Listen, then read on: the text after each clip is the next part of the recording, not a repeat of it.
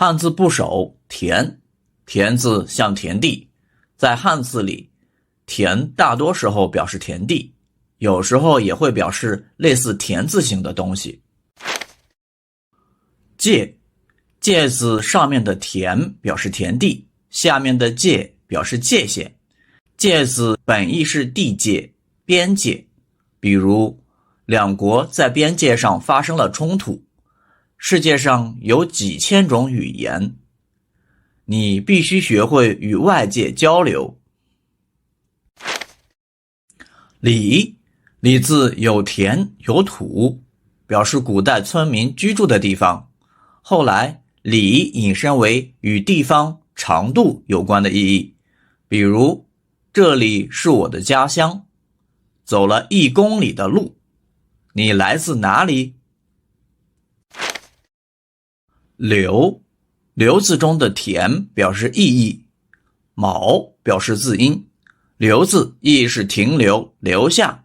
比如他留下了一个字条，去中国留学是很有意思的事情。餐厅为我保留了一个座位。疆，疆字右边的疆表示田地中有界限，左边的弓像曲折的线，加上土，可能表示遥远的边疆土地。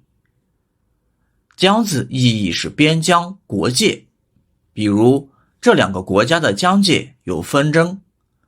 边疆地区往往有特别的景色，保卫疆土是军队的职责。系，有些汉字中的田不是田地，有时表示头部或面具。系字右半的田从信变化而来，信就表示人的头脑。系字左半是密，也就是细丝。细表示像头发丝一样细，细意义是细的、小的。比如这个问题的细节还需要进一步讨论，他做事很细致，我们必须仔细考虑。鬼，鬼字上半部是鬼头面具，下半部是一个人形。鬼字像戴着鬼头面具的人。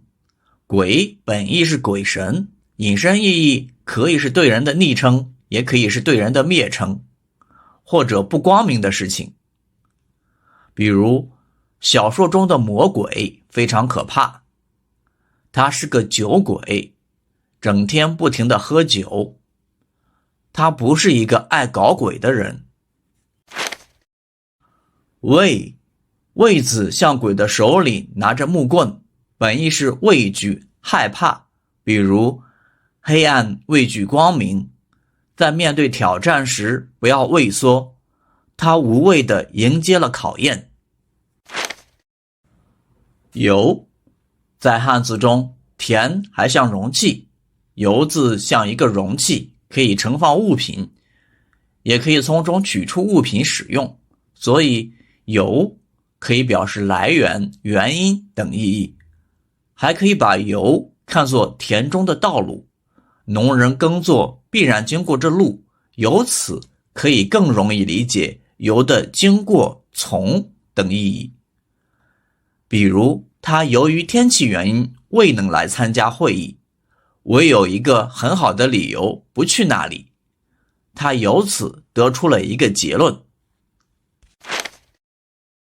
福，福字左边的士表示和祖先、神灵、祭祀有关，右边的福像盛满物品的容器，所以福意义是在健康、寿命、财富、后代等方面都很多很好。比如王子和公主过着幸福的生活，我送上最真诚的祝福，这是一个有福气的人。富，富字上面的棉表示房屋，下面的福像盛满物品的容器。富意义就是家里东西很多，很富裕。比如他有丰富的工作经验，这些年他积累了大量财富。